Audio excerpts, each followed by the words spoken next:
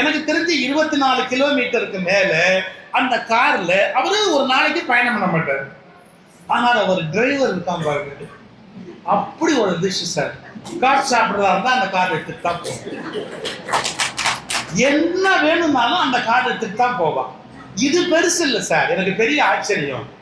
அவன் பின் சீட்ல உட்கார்ந்துக்கிட்டு அவன் சொல்றாரு, அவர்னே சொல்லுவோம், எல்லாரும் பெரிய மரியாதைக்குரியவர் தானே.